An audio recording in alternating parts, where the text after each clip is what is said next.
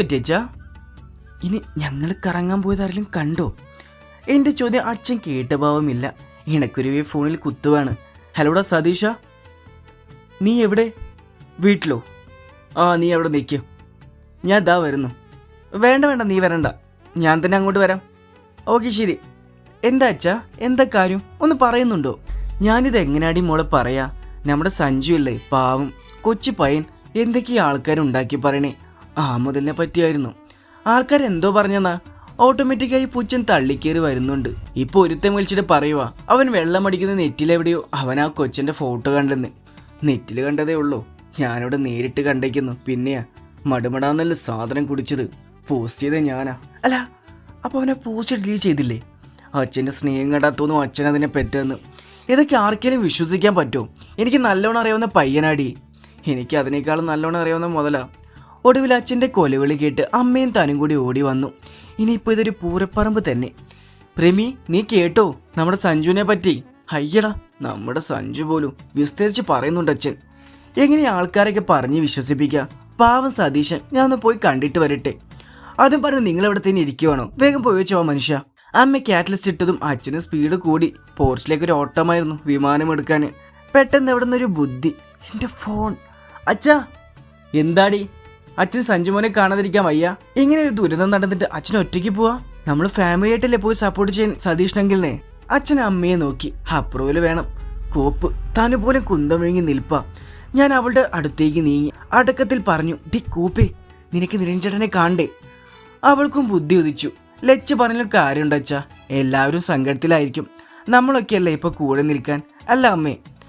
അമ്മയും അവൾ വീഴ്ത്തി. ശരിയാ, നിങ്ങൾ നിൽക്ക്, ഞങ്ങളും കൂടി റെഡിയായി വരാം.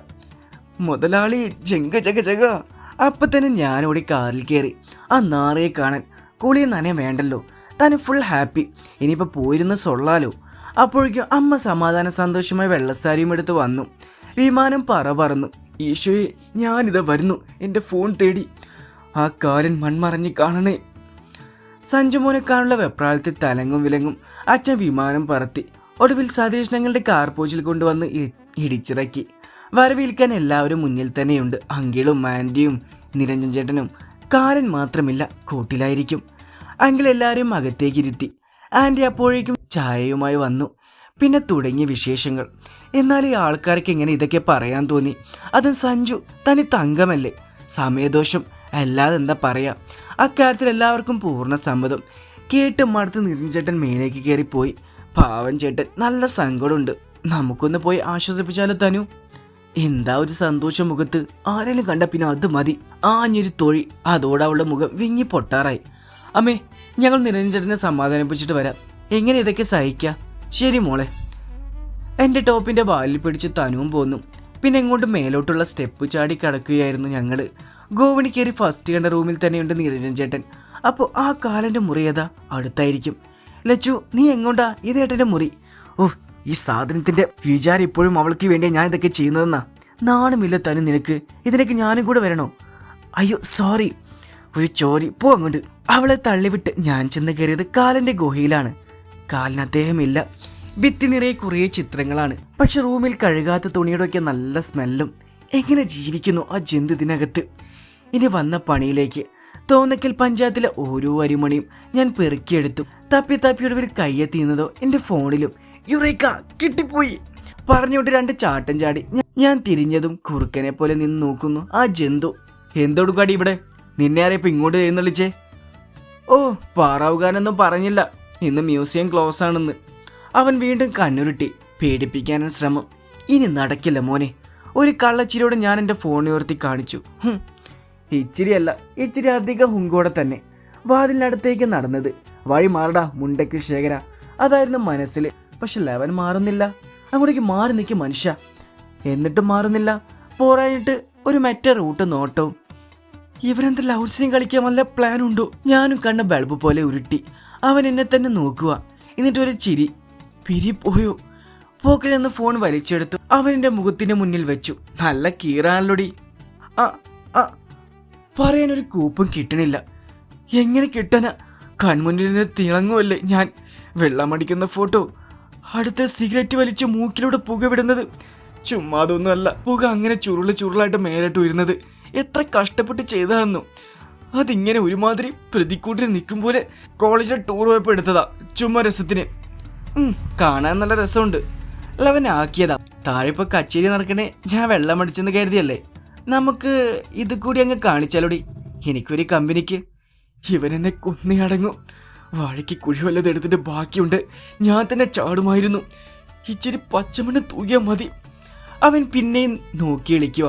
എന്താ ചെയ്യണ്ട ദേവി. പിന്നൊന്നും നോക്കിയില്ല. എന്തും വരട്ടെ, ഫോണും വലിച്ചെടുത്ത് ഞാനിറങ്ങി ഓടി. ഡി, അവൻ എന്നെ പിടികൂടുന്ന് പിന്നെ ഉറപ്പാണല്ലോ. പക്ഷെ അതിനിടയ്ക്ക് ഞാനൊരു പണി വെപ്പിച്ചു.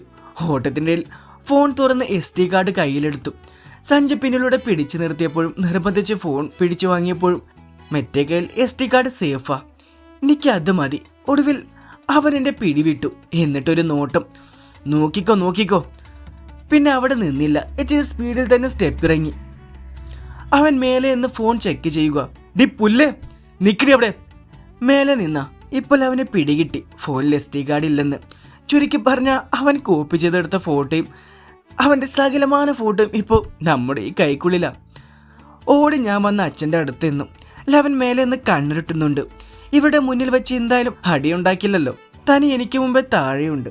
കുറച്ചു കഴിഞ്ഞ് അവനും താഴേക്ക് ഇറങ്ങി വന്നു. എല്ലാവരും ചൊറിഞ്ഞു തള്ളുന്നു. എന്നെ പിന്നെ പ്രത്യേക പരിഗണനയോടെ ചൊറിയുന്നു. അച്ഛാ, നമുക്കെന്നാ ഇറങ്ങിയാലോ? പറയാൻ പറ്റില്ല എപ്പോഴേ ജീവി വയലൻ്റ് ആകുന്നെന്ന്. എന്നാൽ പിന്നെ സതീശ, ഞങ്ങൾ ഇറങ്ങട്ടെ.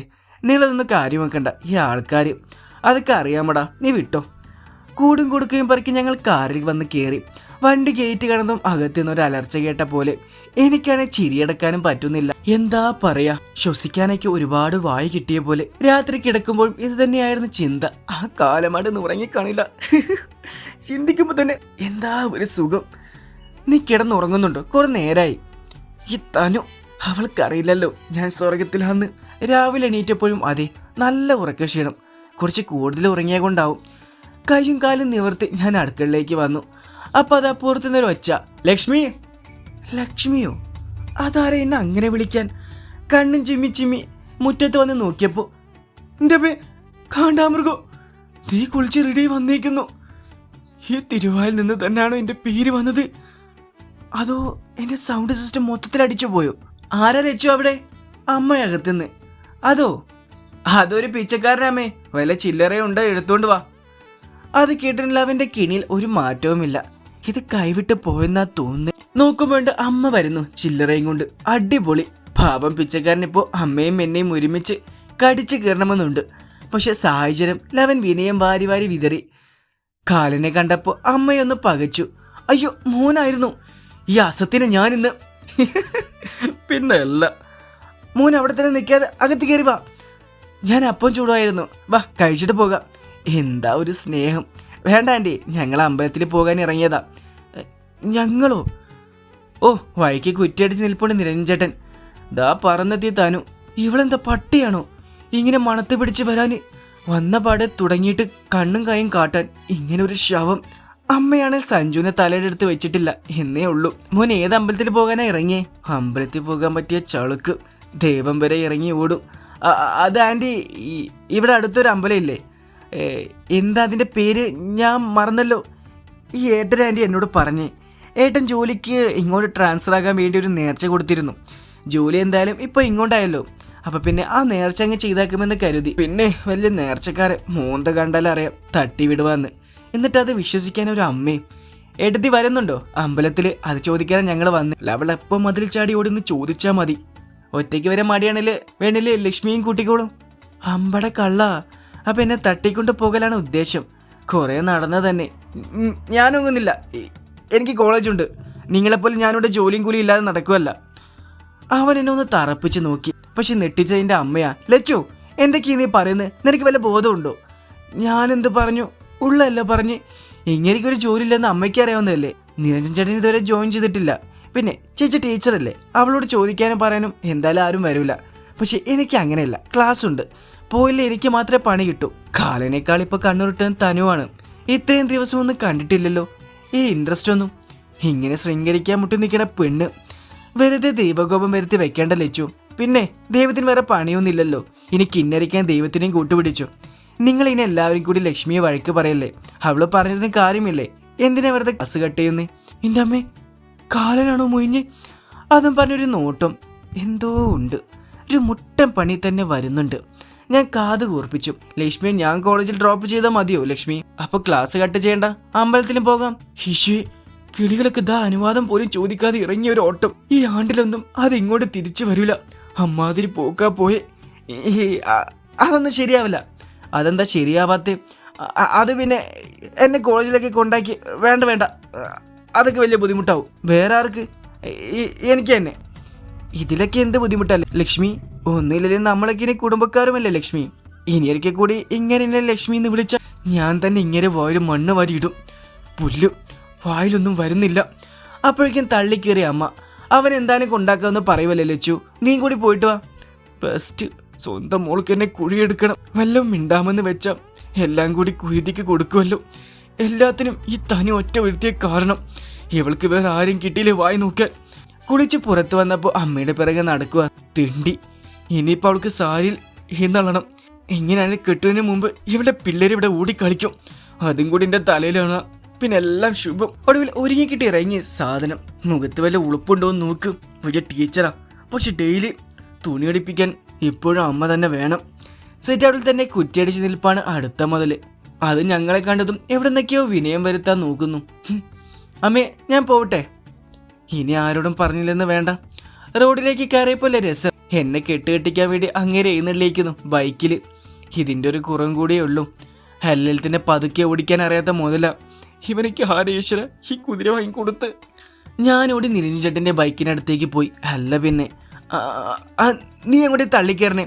തനുവാണ് നാശം പിടിക്കാൻ. എടി, നമുക്ക് ട്രിപ്പിൾ അടിക്കാടി. എന്തിന്? അവിടെ ഒരു ബൈക്ക് നിൽക്കുമല്ലേ, പോയി അതിൽ കയറാൻ നോക്ക്. ഇത് എന്തിൻ്റെ കുഞ്ഞാണോ ദൈവമേ, കയ്യിൽ കിട്ടും.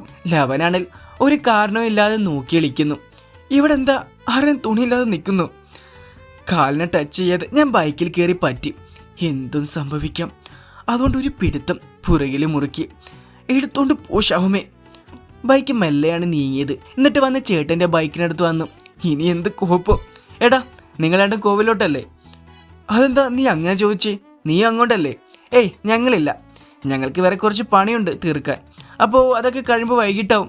നിങ്ങളെന്തായാലും വിട്ടോ, വൈകിട്ട് കാണാട്ടാ. പാവകൾ നന്നായി ഒന്ന് ഞെട്ടി. ഇത്രയും നേരം ലോകത്തിലെ ആദ്യത്തെ സാരി കണ്ട സന്തോഷത്തിലായിരുന്നു രണ്ടും. എനിക്ക് പിന്നെ പ്രത്യേകിച്ച് വികാരമൊന്നുമില്ല. ഇനി ഒരു പ്രളയം വന്നാലും ഞാൻ കുലുങ്ങൂല. അപ്പോൾ ബൈ. പിന്നൊരു കുതിപ്പായിരുന്നു കുതിര. എനിക്കാണ് ചെവിലൊരു മൂളക്കം മാത്രം. ഇറങ്ങടിപ്പില്ല താഴെ. കാലിൻ്റെ ഗർജനം കേട്ടാണ് ഞാൻ കണ്ണു തുറന്നത്. ഇവനെന്നെ കൊന്നില്ലേ? സത്യം, ജീവനുണ്ട്. ഒരുപാട് കഷ്ടപ്പെട്ടെന്നറിയാം എന്നെ കൊല്ലാതെ കൊണ്ടുവരാൻ. നന്ദിയുണ്ട് കേട്ടാ. ഒരു കാലത്ത് ഞാൻ മറക്കൂല. എന്നെ കിന്നരിക്കാതെ ഇങ്ങോട്ട് ഇറങ്ങടി, ഇല്ല ഞാൻ തള്ളിയിടും. ഇങ്ങനെ എന്തിനു ഇപ്പോഴേക്കിടന്ന് കാറുന്നേ?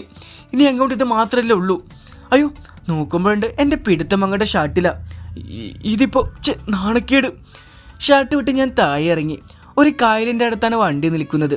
അതിനോട് ചേർന്ന് ഒരു ബീഡിക്കട മാത്രമുണ്ട്. ഇത് അന്ന് കണ്ട കടയില്ലേ? ഇനി ഈ ഒരു സ്ഥലം മാത്രമേ അറിയുള്ളൂ. ഞാൻ വെറുതെ ചുറ്റിക്കറങ്ങി നടക്കാൻ തുടങ്ങി. എല്ലാവരും ഈ സാധനത്തിൻ്റെ കൂടെ മരം ചുറ്റി പ്രണയിക്കാൻ പറ്റൂലല്ലോ. അതും വരുന്നുണ്ട്. കുതിരയെ മയക്കി കിടത്തി. ഇപ്പം തുടങ്ങും. ഇവിടെ പോലെ എൻ്റെ മെമ്മറി കാർഡ്. തുടങ്ങി. ഏത് മെമ്മറി കാർഡ്? ദേ, വിളച്ചിലും കൊണ്ട് വരാതെ മര്യാദയ്ക്ക് മെമ്മറി കാർഡ് താ. ഷോ, അതിനു വേണ്ടിയായിരുന്നോ എന്നെ ഇങ്ങോട്ട് കൊണ്ടുവന്നേ? നേരത്തെ പറയണ്ടേ? ഇതറിഞ്ഞാൽ ഞാൻ എടുത്തു വരുമായിരുന്നല്ലോ മനുഷ്യ. എന്ന് വെച്ചാൽ സാധനം കയ്യിൽ നിന്ന് അത് വീട്ടിലാ. ദേ, അടവിറക്കാൻ നോക്കല്ലേ, മര്യാദയ്ക്ക് കാർഡ് തന്നോ. ഷടാ, നിനക്ക് കാര്യം പറഞ്ഞാലും മനസ്സിലാവില്ലേ? അതിൻ്റെ കയ്യിലിപ്പോൾ ഇല്ല മനുഷ്യ. പിന്നെ ഞാൻ എങ്ങനെ തരാനാ? അവന് നല്ലപോലെ ചൊറിഞ്ഞു കയറുന്നുണ്ട്. പല്ലും നഖവും ഒക്കെ ഇപ്പോൾ പുറത്തെടുക്കും. പിന്നെ അതെവിടെ? അതല്ലേ പറഞ്ഞ് വീട്ടിലാന്ന്. എൻ്റെ മുറിയിൽ കാണും. ദേഷ്യം ഇപ്പോൾ കുറച്ചുകൂടി കൂടിയിട്ടുണ്ട്. പൊടിമീശയ്ക്ക് വിറയ്ക്കുന്നു. അല്ല, ഇത്രയ്ക്കിണ തുള്ളാനും മാത്രം എന്ത് കോപ്പ അതിലുള്ളേ? അത് നീ അറിയേണ്ട കാര്യമില്ല. ഓ വേണ്ട, ഞാൻ വീട്ടിൽ ചെന്നിട്ട് നോക്കിക്കോളാം.